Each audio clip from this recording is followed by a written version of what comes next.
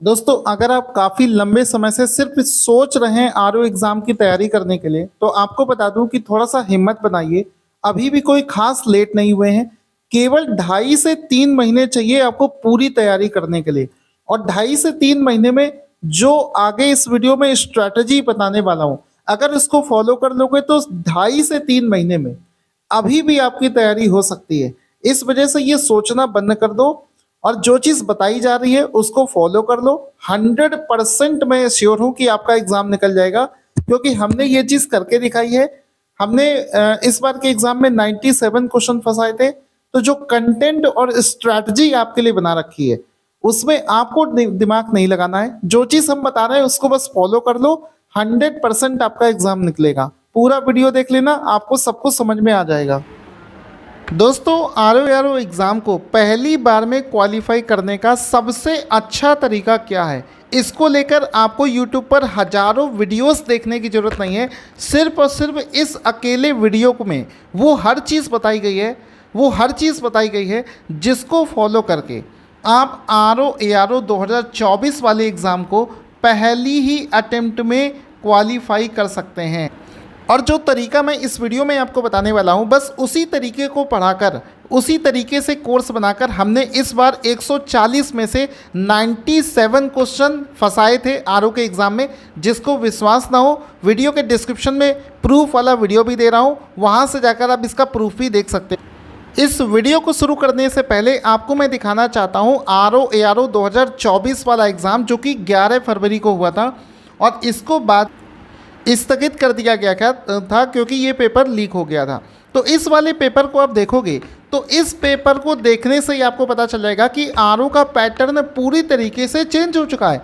अगर आप पुराने पैटर्न से पढ़ोगे तो चाहे जितनी तैयारी कर लो, आप आरओ का एग्ज़ाम निकाल नहीं पाओगे। बहुत सारे बच्चे, इस बार बहुत सारे लोगों के साथ में ऐसा हुआ कि पूरे साल उन्होंने मेहनत तो बहुत करी, उनके रिश्तेदारों ने, फैमिली वालों ने, सबने बोला कि पढ़ाई तो इस बच्चे ने बहुत करी है, लेकिन वो उनका एग्ज़ाम अच्छा नहीं हुआ क्योंकि पेपर का पैटर्न बिल्कुल चेंज हो चुका है। और जब तक आप नए पैटर्न के हिसाब से नहीं पढ़ेंगे, आप देख सकते हैं कि आप एग्ज़ाम को सॉल्व नहीं कर पाएंगे। आप देख रहे होंगे कि ज़्यादातर क्वेश्चन इसमें आपको कथन कारण वाले, ये देखिए कथन कारण वाले, इसमें आप देखोगे 4 से 5 नए टाइप के क्वेश्चंस का रेशियो बहुत ज़्यादा बढ़ा दिया गया। दोस्तों, चूंकि हम लोग सिर्फ आरओ का एग्ज़ाम पढ़ाते हैं, इस वजह से हमसे अच्छा एनालिसिस कोई नहीं कर सकता। अगर पूरे पेपर में 140 क्वेश्चन जो जीएस के पूछे गए हैं, उसमें अगर रेशियो वाइज देखोगे तो केवल 60% क्वेश्चन ऐसे हैं जो कि पुराने फॉर्मेट, यानी कि जिसमें हमें 4 option A B C D, इनमें से कोई एक सही करना होता था, यानी कि सिंगल ऑप्शन सही वाला क्वेश्चन 60% पूछे जाते हैं। जो नए टाइप के क्वेश्चन ऐड किए गए हैं, पहले वो 10% आते थे, लेकिन अचानक से इस बार 40% क्वेश्चन नए फॉर्मेट पर दे दिए गए हैं। तो 40% क्वेश्चन जो नए फॉर्मेट पर हैं वो कौन कौन से हैं? आजकल लेटेस्ट लिस्ट वाले क्वेश्चंस पूछे जा रहे हैं, यानी कि एक लिस्ट यहाँ दी होगी, एक लिस्ट यहाँ पर दे दिया जाएगा और इसमें आपको क्रॉस मैच कराना होता है कि कौन सा क्वेश्चन कौन सा ऑप्शन किससे मैच हो रहा है। दूसरा एक आता है कि क्रॉस मैचिंग वाला, यानी कि आपको 2 लिस्ट दे दी जाएगी और इसमें पूछा जाएगा कि बताओ कौन सी लिस्ट सही से मैच नहीं हो रही है। तीसरा एक क्वेश्चन पूछा जाने लगा है कि कथन को, कोई भी स्टेटमेंट आपको दे दिया जाएगा, उसको बड़े, छोटे, कालानुक्रम इस क्रम में उसको अरेंज करना होता है।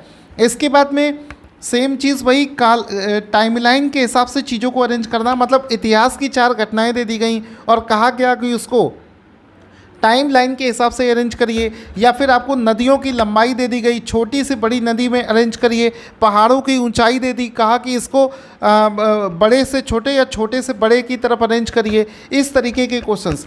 इसके बाद में मल्टीपल स्टेटमेंट वाले क्वेश्चन, यानी कि ए बी दोनों सही, केवल ए सही, केवल बी सही, या ए बी दोनों गलत, या ए बी सी तीनों सही, एक से ज़्यादा स्टेटमेंट सही वाले क्वेश्चन। इसके बाद में क्वेश्चन जो अचानक से आपको गलत क्वेश्चन हो जाता है, जिसमें पूछा जाता है नहीं होना, कथन और कारण वाले क्वेश्चन। तो ये इस टाइप के क्वेश्चंस का रेशियो 40% हो गया है, यानी कि जब तक आप इस तरीके के क्वेश्चंस को नहीं करोगे, एग्ज़ाम आप नहीं निकाल पाओगे। ये तो हो गया कि पेपर आपका किस तरीके से पूछा जाता है। अब आपको समझना है कि आपको करना क्या पड़ेगा। देखो, जिन लोगों ने आरओ का फॉर्म इस बार डाला है वो पहले समझे कि आरओ में सबसे पहले तो आपको प्रीलिम्स का एग्ज़ाम देना पड़ता है। प्रीलिम्स के एग्ज़ाम में आपके 2 पेपर होते हैं, एक मॉर्निंग वाली शिफ्ट में और एक इवनिंग वाली शिफ्ट में। तो जो मॉर्निंग वाली शिफ्ट में एग्ज़ाम होता है उसको बोलते हैं जीएस, और 140 क्वेश्चन उसमें पूछे जाते हैं। और आपको सेकेंड शिफ्ट में हिंदी के 60 क्वेश्चंस पूछे जाते हैं।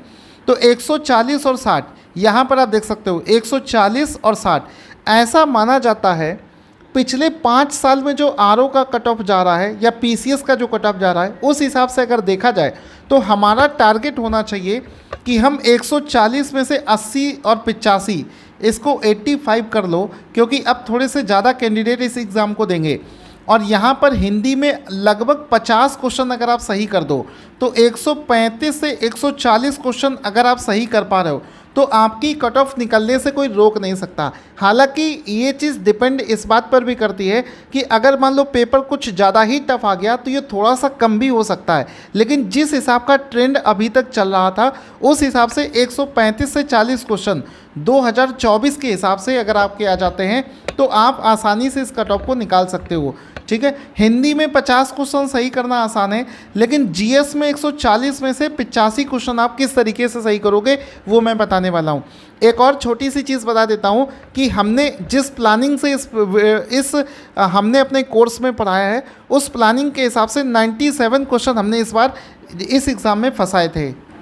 अब आपने टारगेट समझ लिया। अब ये समझो कि आरओ और एआरओ के एग्ज़ाम में सिलेक्शन के लिए कितने नंबर लाने होते हैं। अगर पिछले साल का कंपैरिजन करें तो पिछले साल में मैंने पर्सनली जो स्टूडेंट से पूछा है जो सेलेक्ट हुए हैं 127 नंबर पर, यानी कि 200 में से 127 नंबर पर लास्ट सेलेक्ट स्टूडेंट पाया गया है। ठीक है, 127 से 135 नंबर के बीच में पिछले साल का कट ऑफ रहा था। और मेंस का पेपर 400 नंबर का आता है, वहाँ पर कट ऑफ 275 से 280 के बीच में लगती है। यहाँ पर आप देख सकते हैं ये एक्सपेक्टेड कट ऑफ है। General, OBC, female, schedule caste, schedule tribe सारी कैटेगरीज वाइज इसमें कट ऑफ दे रखी है। जिसकी जो कैटेगरी हो उस हिसाब से इसका स्क्रीनशॉट लेकर देख सकता है। अब ये समझो कि हम आपको किस तरीके से पढ़ाएंगे कि कम पढ़कर भी आप इस एग्ज़ाम को पढ़ पाओगे। देखो, सिलेक्शन लेने के लिए आपको बेसिकली 4 चीज़ों की ज़रूरत होती है। सबसे पहले कि आपको डायरेक्शन लेस, यानी कि आपको सही डायरेक्शन मिलनी चाहिए और गाइडेंस आपको बहुत बढ़िया मिलना चाहिए। दूसरा कि जो भी कोचिंग, जो भी कंटेंट हम आपको देंगे वो इतना ज़्यादा कम होगा कि ऐसा नहीं कि बहुत ज़्यादा कंटेंट आपको पढ़ना पड़े, क्योंकि ज़्यादा कंटेंट भी अगर आपको मिल जाएगा तो आप उसको पढ़कर सिलेक्शन नहीं ले सकते, आप उसको पढ़ ही नहीं पाओगे। तीसरा, कंटेंट ऐसा होना चाहिए कि जिसमें आपको हर चीज़ बहुत आसानी से याद हो जाए। इसी वजह से हम आपको सारी सब्जेक्टों में जो चीज़ पढ़ाएंगे उसमें आपको फ़ोटो भी दिखाते चलेंगे। फ़ोटो देखने से क्या होता है कि आप चीज़ों को बहुत जल्दी से याद कर लेते हो, वीडियो देखते ही चीज़ें आपको याद हो जाती हैं। और इस तरीके से जब आप पढ़ोगे तभी आप लंबे समय तक चीज़ों को माइंड में रख पाओगे, क्योंकि हमें कोई 1-2 सब्जेक्ट थोड़ी ना पढ़ना है, हमको 10 से ज़्यादा सब्जेक्ट पढ़ने पड़ते हैं। तो जब तक इस तरीके से नहीं पढ़ोगे आप चीज़ों को याद ही नहीं रख पाओगे। अब तैयारी करने का एक तरीका तो ये हो सकता है कि आप जो इस एग्ज़ाम का सिलेबस है जीएस का, एक तरफ से पढ़ना शुरू कर दो। उस केस में क्या होगा, आपको ये नहीं मालूम होगा कि कौन से सब्जेक्ट से कितने क्वेश्चन पूछे जाते हैं। तो हम क्या करेंगे, आपको आरओ के पिछले 5 साल के पेपर का एनालिसिस करेंगे कि कौन से सब्जेक्ट से कितने क्वेश्चन पूछे गए। ये सब रिसर्च का काम है और ये रिसर्च वही कर पाएगा जो 24 घंटे आरओ एग्ज़ाम में लिप्त है।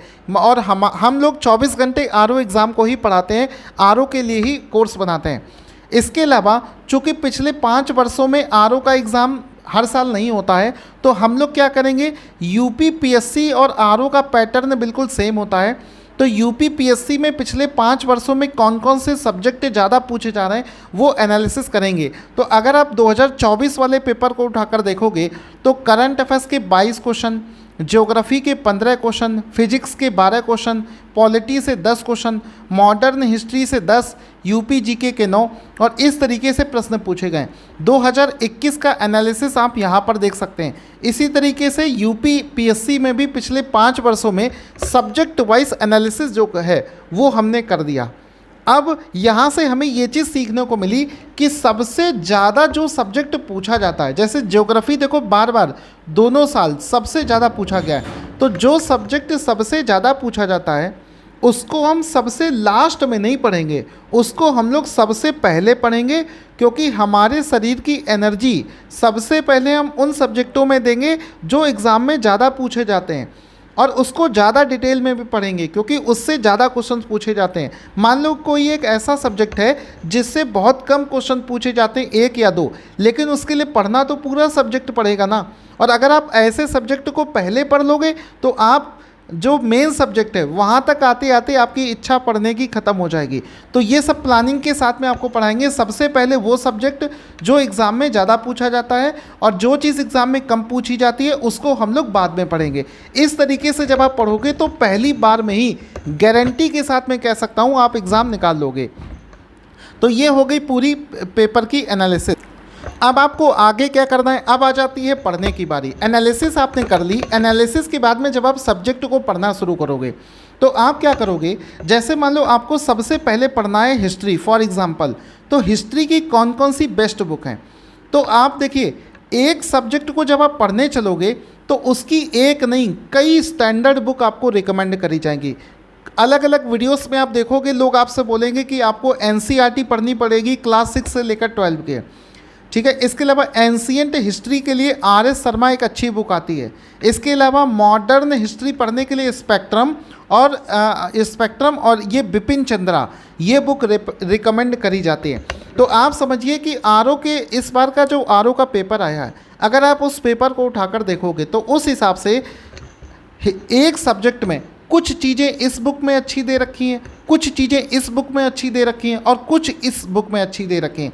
तो आप एक ही सब्जेक्ट की 4 किताबें नहीं पढ़ सकते हो। अगर आप पढ़ने की कोशिश करोगे तो आपको 2-3 साल लग जाएंगे इस एग्ज़ाम को क्रैक करने में। तो हमने क्या किया है कि हमने आरओ के पेपर को एनालिसिस करके उसमें जिस बुक से जो टॉपिक इम्पॉर्टेंट है आरओ के हिसाब से उसको निकाल लिया। मान लो यहाँ से कुछ चीज़ें निकाली, कुछ चीज़ें यहाँ से निकाली और कुछ चीज़ें यहाँ से निकाली, और हर जगह से हम अपने एक कोर्स को बनाने के लिए 6 किताबों को फॉलो करते हैं, और इन 6 किताबों से हम एक निचोड़ इसका तैयार करते हैं। तो आपको बताना चाहूँगा, जैसे मान लो आप हिस्ट्री अगर पढ़ोगे तो हमने अपने बैच में, हमारा बैच इसीलिए लोग ज़्यादातर खरीदते हैं क्योंकि हमने अपने बैच में क्या किया कि क्लास 6 से लेकर 12th तक की जो एनसीईआरटी है इसके जो टॉपिक ज़्यादा इम्पॉर्टेंट है उसका एक निचोड़ निकाला, ठीक है। स्पेक्ट्रम जिसमें मॉडर्न हिस्ट्री पढ़ाई गई है और बिपिन चंद्रा, हमने हिस्ट्री में ये बुक्स फॉलो करी हैं, इस वजह से आपको बताना स्पेक्ट्रम बिपिन चंद्रा इनका भी एक निचोड़ तैयार किया। फिर आपकी जो नितिन सिंघानिया की बुक आती है आर्ट एंड कल्चर, उसका निचोड़, आर.एस. शर्मा से एंशिएंट और सतीश चंद्रा से मिडिवल हिस्ट्री, इन सारी किताबों को जिसको पढ़ने में शायद आपको 5 से 6 महीने लग जाएंगे, इसका हमने एक निचोड़ तैयार किया और उस निचोड़ को आपको दे दिया।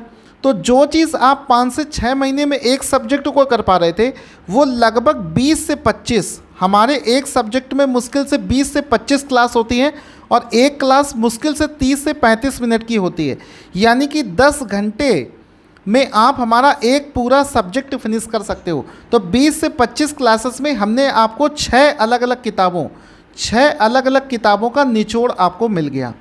तो इससे क्या होता है कि आप बहुत कम समय में कम पढ़कर भी इस एग्ज़ाम को पहली बार में निकाल दोगे। इसके अलावा और सुनिए, अब ये तो हो गई थ्योरी। अगर आप केवल थ्योरी पढ़ोगे तो भी आपका सिलेक्शन नहीं हो सकता।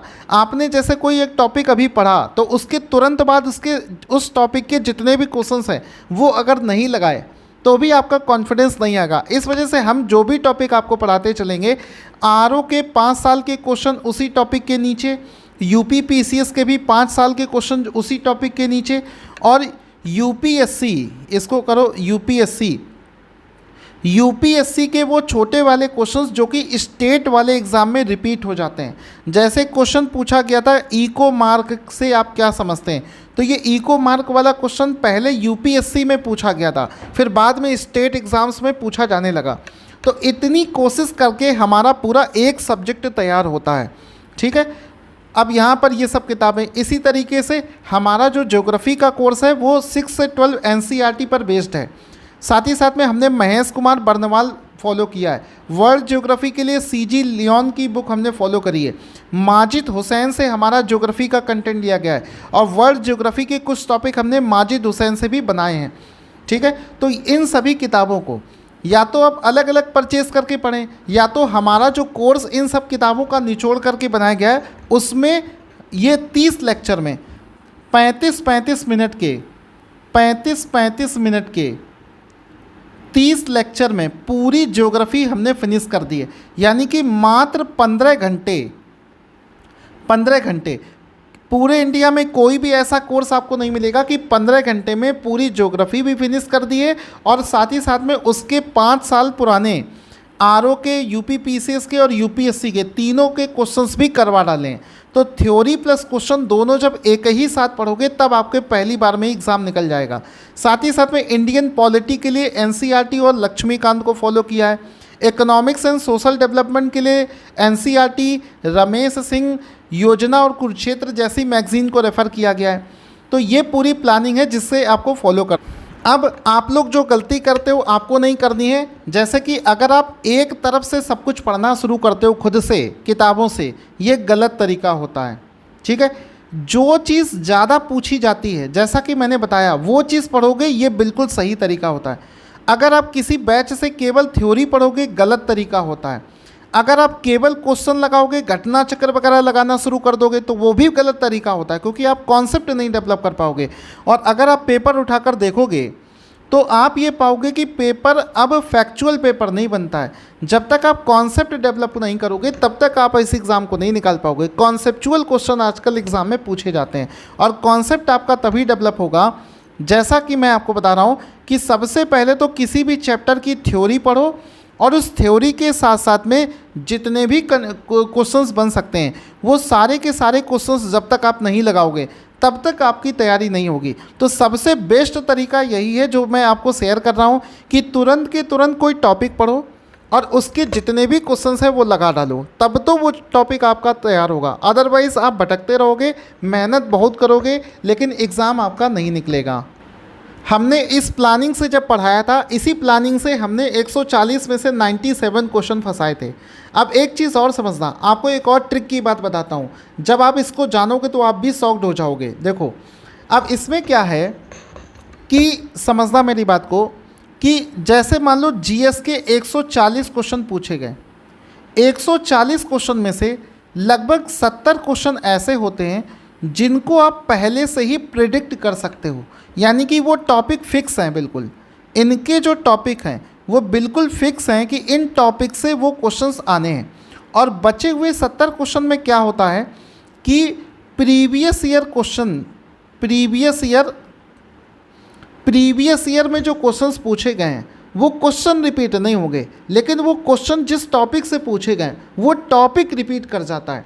तो यहाँ से मान के चलो, जैसे अगर करंट जीके की बात करो तो करंट जीके में हमने वो 75 ऐसे टॉपिक बना रखे हैं जिनसे क्वेश्चन बार बार रिपीट हो रहे हैं। और जहाँ से क्वेश्चन पहले से पता है कि बार बार क्वेश्चन उस टॉपिक से पूछा जा रहा है तो उसको आप पहले पढ़ लो ना, उसको अलग से एक सेपरेट फोल्डर बना के आपको पढ़ाया गया है। तो जैसा कि आपको बताऊँ, एशियन गेम्स बार बार पूछा जाता है, elephant reserve report, forest report, national film award, Nobel prize 100% आना है, स्मार्ट सिटी अवार्ड 100% आना है, tiger reserve, Uttar Pradesh budget, केंद्रीय बजट, चंद्रयान 3। ये 2024 वाले पेपर के हिसाब से मैंने लिस्ट तैयार करी थी। यहाँ से आप 2024 वाला पेपर उठा के देख लो, एक एक क्वेश्चन आपको मैच हो जाएगा।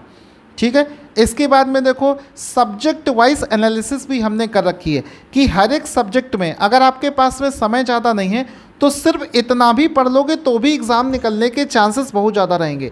ये वो सारे टॉपिक हैं, जैसे कि भारत की मिट्टियाँ, आप पेपर उठा के देख लो, पिछले 5 सालों में बार बार ये चीज़ें रिपीट हुई हैं।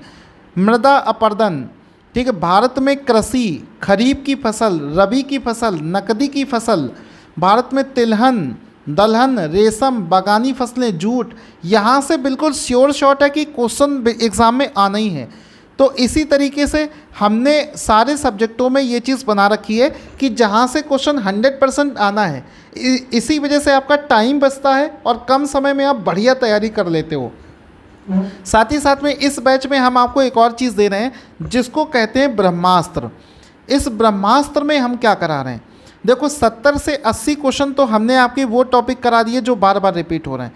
अब ब्रह्मास्त्र में क्या है, देखो क्या हो रहा है कि आजकल लोग घटना चक्र से पिछले 5 सालों के क्वेश्चंस लगा रहे हैं, जो कि बिल्कुल गलत है, क्योंकि अब प्रीवियस ईयर क्वेश्चन एग्ज़ाम में रिपीट नहीं होता है।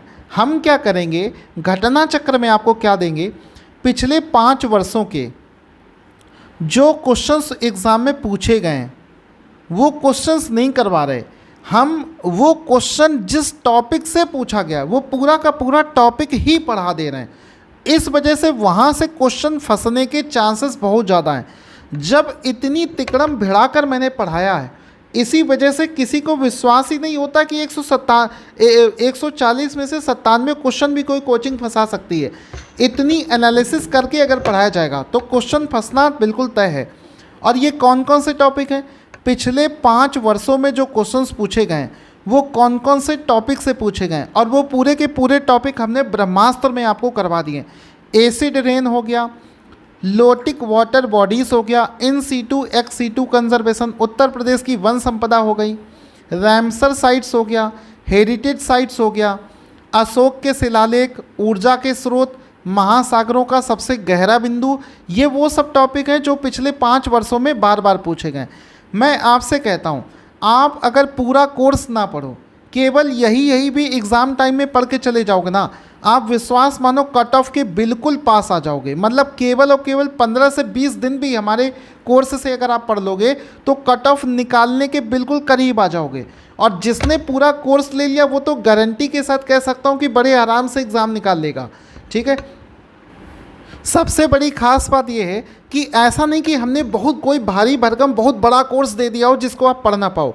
इतना छोटा कोर्स है कि हमारे जो सारे सब्जेक्ट हैं, बायोलॉजी केवल 20 क्लास में ख़त्म, मॉडर्न हिस्ट्री 22 क्लास में ख़त्म, मेडिवल हिस्ट्री 18 लेक्चर में फिनिश, एंशिएंट 18, ज्योग्राफी 30 क्लास में, पॉलिटी 29 क्लास में, इन्वायरमेंट 12 क्लास में और यूपी जी के 10 क्लास में।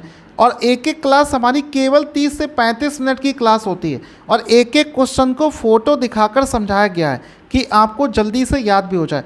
यानी कि आप समझो कि 35 मिनट की क्लास का मतलब है 10 से 15 घंटे भी लगातार बैठ जाओ तो हमारा एक सब्जेक्ट आप पूरा फिनिश कर सकते हो। और उसी बैच में इकलौता ऐसा बैच है पूरे इंडिया का जिसमें थ्योरी प्लस क्वेश्चन दोनों करवा दिया गया है।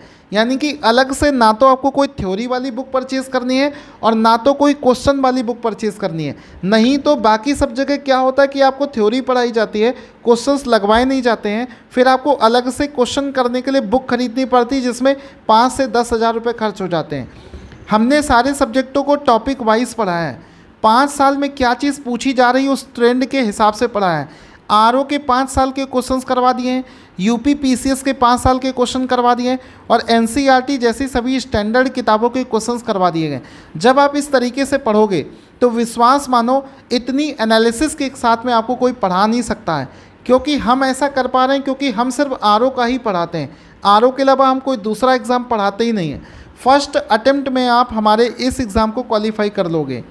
और आपको एक चीज़ बताना चाहता हूँ कि लगभग 125-127 नंबर जो कट ऑफ जाती है उससे कम से कम 20 नंबर ज़्यादा लेकर आओगे।